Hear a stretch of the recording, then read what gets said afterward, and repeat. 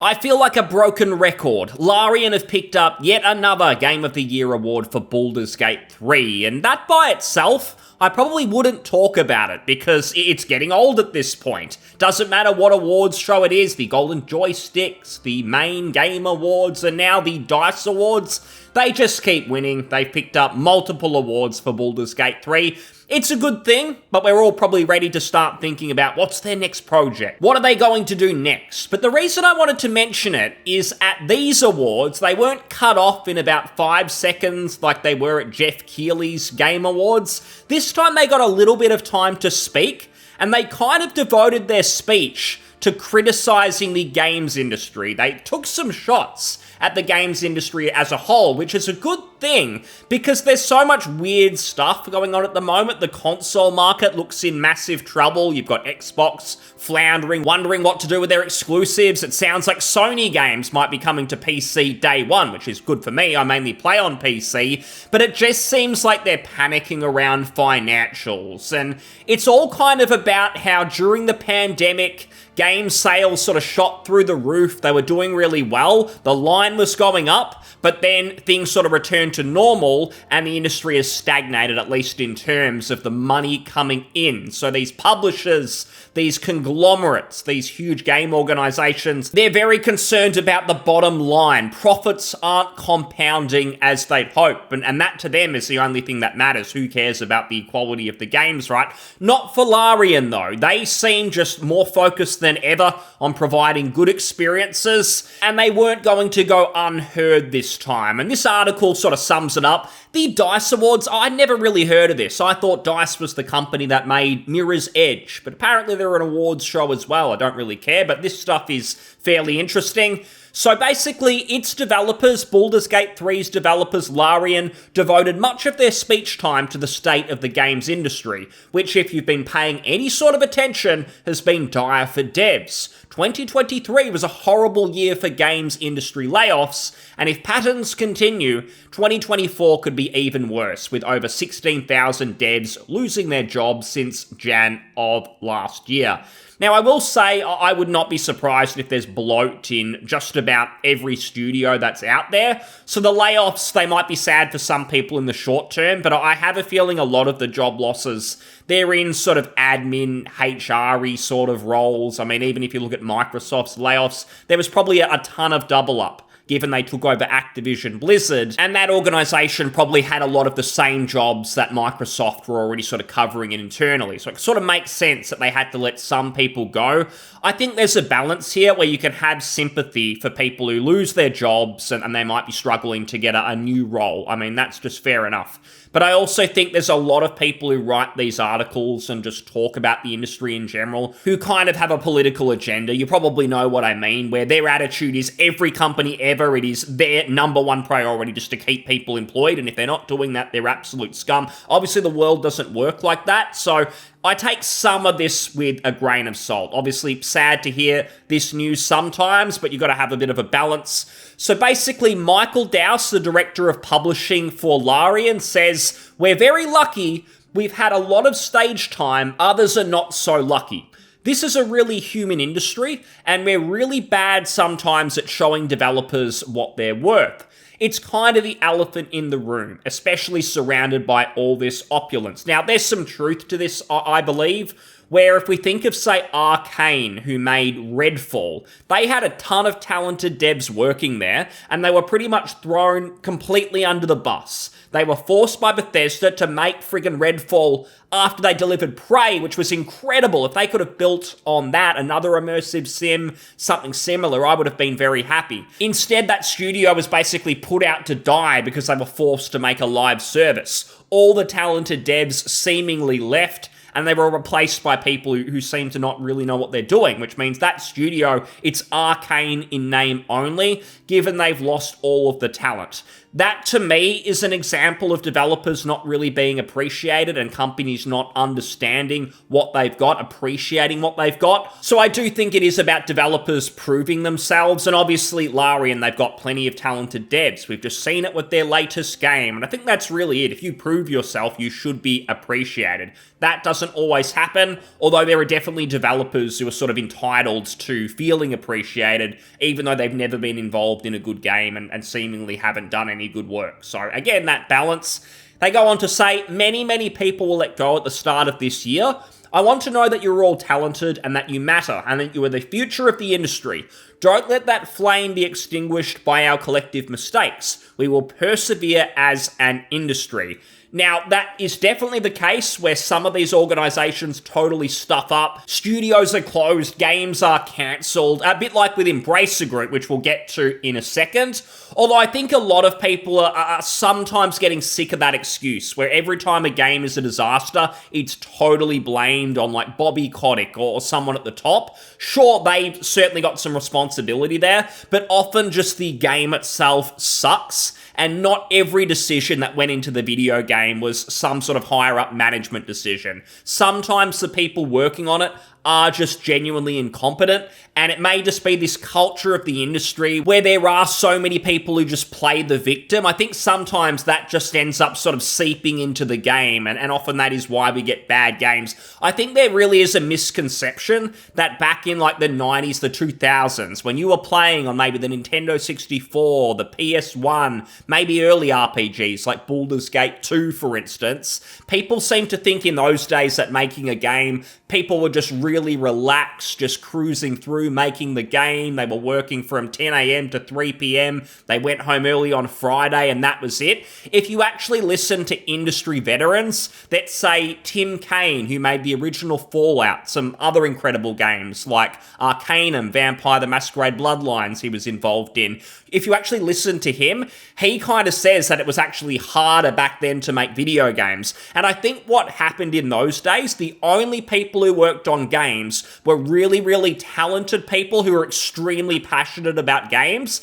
And they just didn't complain because they were working their dream job essentially. They could be creative, do what they want because the industry was a bit smaller. There were less sort of financial pressures, but they were working through the night. They were working weekends to get these games into our hands. Now, is there a balance there around life and work? Absolutely. I don't think everyone should have to do that, but people seem to think that games work is harder now and publishers are cracking the whip unlike what they used to do, which is simply not true. It used to be harder, if anything. And it is quite a big challenge because I think a lot of us are frustrated with how long games are taking to make. It's 5-6 years between titles? I think about it, I'm about to turn 30. It's like the sequel to this game, I'm going to be 36, I'm going to be in my 40s after that. How many of these games am I going to get to play before I'm too old, I've got arthritis, and I can't even click on the mouse? It's all a little bit sad, but the truth is, part of the reasons these games are taking so much longer to make is obviously the teams are getting bigger because of graphics and all of the art and things like that.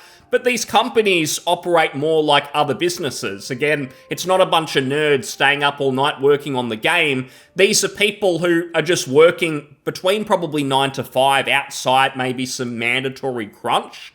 And so there's actually less time going into video games day in, day out. I bet you some of these people will dispute me, but again, I'm not just pulling this out of my ass. I've listened to industry veterans who have confirmed this. So even if people in the industry now, young people, say otherwise, I don't really believe them that it is way harder to work now than it used to be. I think they're just going to say that for political reasons because they'll talk about unions and all that. And I don't want to get into all of that stuff, but again, I'm just trying to look at this in a balanced vacuum rather than being totally biased to all the companies are evil, all the people are just trying to make the best game possible. I think some of them certainly have good intentions, but we've seen it time and time again where they try and cram agendas in, and I just have to wonder if all of that plays a part in games taking so long to make.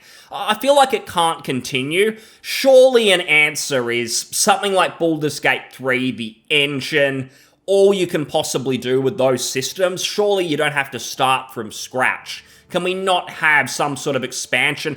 Even modders, even if you were, I know Bethesda with their paid mods, it is a problem, but I'm not totally against something out there where, say, Larian can pay a team of just modders who are happy to work on a passion project and produce a great expansion. It doesn't always have to just be Larian. Maybe other people can get involved who really want to and be passionate, even if it's a part-time effort.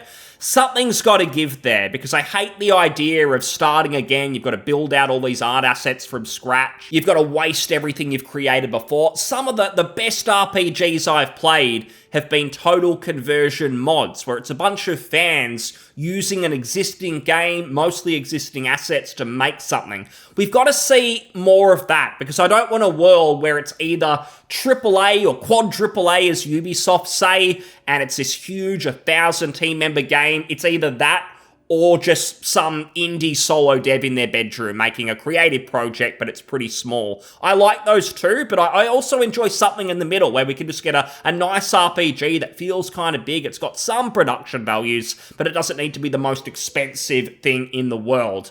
And Larian Studios' head of production, David Walgrave, he takes over the microphone, and he then says, "We ask you to pay one price only for the game, and that's it.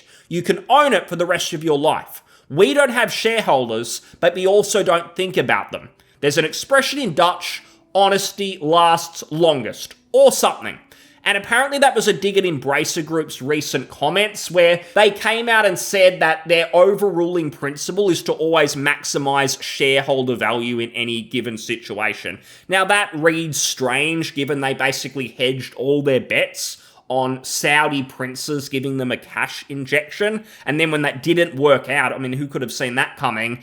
It was disaster, and now they're closing everything, all the studios. They're cancelling all these games. I've said this before, but my tinfoil hat theory is that Embracer Group were hired by maybe Microsoft, Sony, I'm sure other huge organizations, to basically buy up all the mid-sized developers and then find an excuse to close them all down when it didn't look suspicious. Do I really think that is true? Probably not, but there's some logic there, because it's like the only competition to these huge companies are the mid-sized developers like Larian, who develop a smash hit.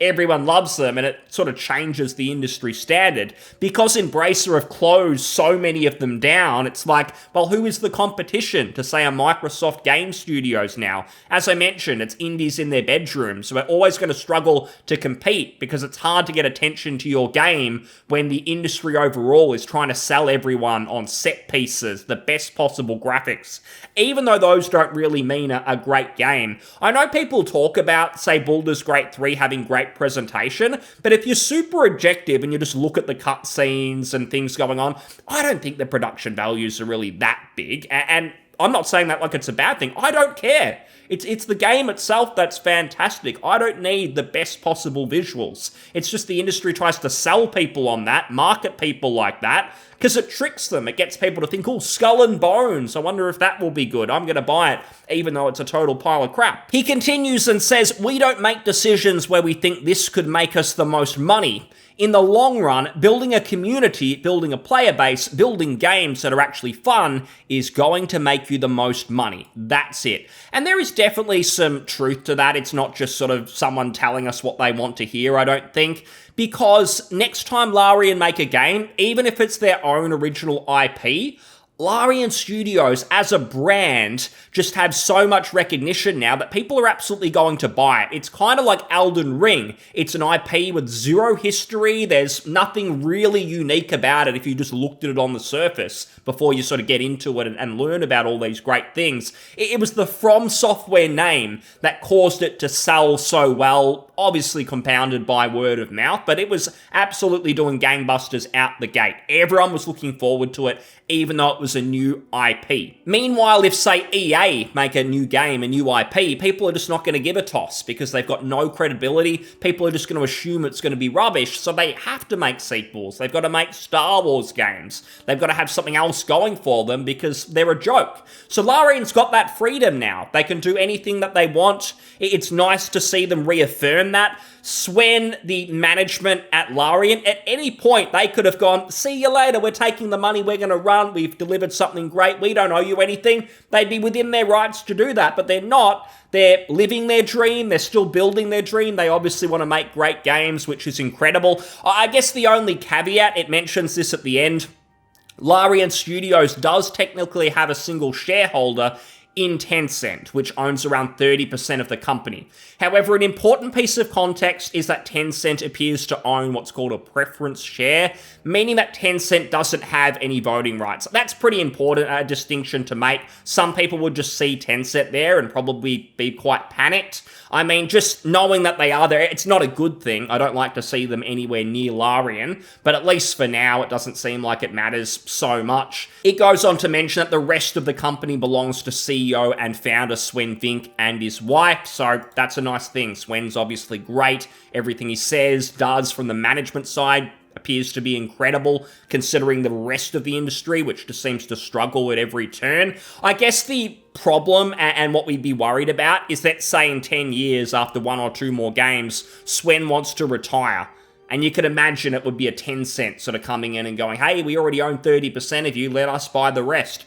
That's where we'd probably be worried. It's kind of like the Steam situation, where things are rosy right now, but we know deep down, if Gabe sold the company to someone, it'd be like, are they going to have the long-term interests of gamers in mind, or is it going to be cash cow, now? That's what you'd probably expect to happen. So it is good just to see Larian reaffirm their values. They're taking digs at the industry as a whole, which is struggling. And I just want to mention really briefly this DICE conference, or these DICE awards or whatever. There was a tweet that went out from this guy, Matt. He's like a game industry analytics analyzer. He looks at the numbers, and he mentioned that Survive 2024 has been the key theme of my convos with publishers and retailers so far this year.